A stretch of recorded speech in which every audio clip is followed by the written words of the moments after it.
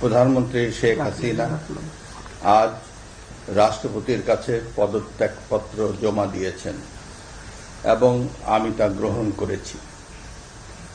প্রধানমন্ত্রীর পদত্যাগ ও বৈষম্য বিরোধী ছাত্র আন্দোলনে সৃষ্ট পরিস্থিতিতে আজ বঙ্গভবনে ৩ বাহিনীর প্রধান এবং বিভিন্ন রাজনৈতিক দলের নেতৃবৃন্দ, সুশীল সমাজের প্রতিনিধি ও বৈষম্য বিরোধী ছাত্র আন্দোলনের কয়েকজন সমন্বয়কদের সাথে আলোচনা হয়। শুরুতেই সেনাপ্রধান বিরাজমান সার্বিক পরিস্থিতি ও রাজনৈতিক দলগুলোর সাথে তার আলোচনা সম্পর্কে আমাকে অবহিত করেন। রাজনৈতিক নেতৃবৃন্দ এ সময় তাদের বক্তব্য তুলে ধরেন।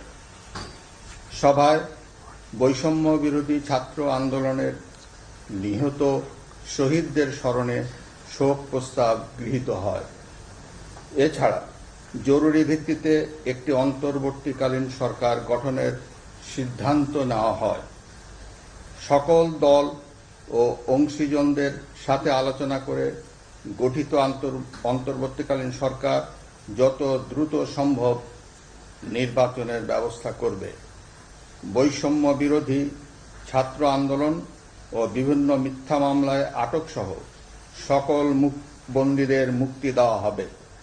বৈষম্য বিরোধী ছাত্র আন্দোলনের নিহতদের পরিবারদের ক্ষতিপূরণ প্রদান ও আহতদের সুচিকিৎসার প্রয়োজনীয় সকল সহায়তা দেওয়া হবে।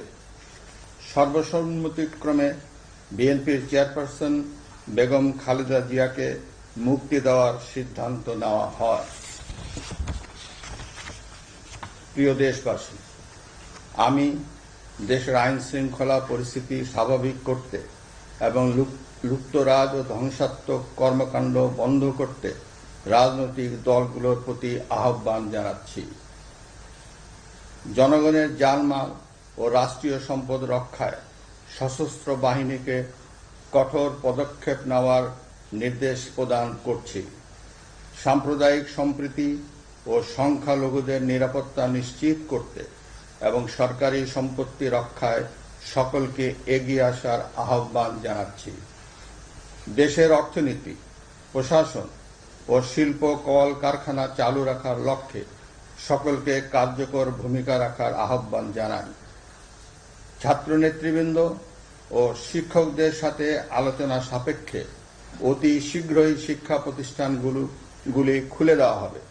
এছাড়া যারা হত্যা ও সহিংসতার সাথে জড়িত নিরপেক্ষ তদন্তের মাধ্যমে তাদেরকে আইনের আওতায় আনা হবে।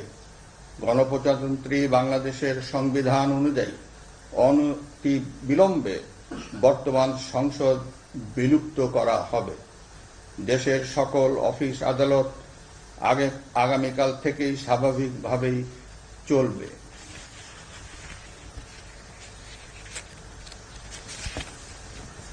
প্রিয় দেশবাসী, আসুন আমরা দেশকে বাঁচাতে একযোগে কাজ করি। পারস্পরিক হিংসা বিদ্বেষ ভুলে ও প্রতিহিংসার ঊর্ধ্বে উঠে দেশকে এগিয়ে নিতে নিজ নিজ অবস্থান থেকে ভূমিকা রাখার জন্য আমি বিনয়ের সাথে আপনাদের প্রতি অনুরোধ করছি। একটি সুন্দর ও সোনালী ভবিষ্যতের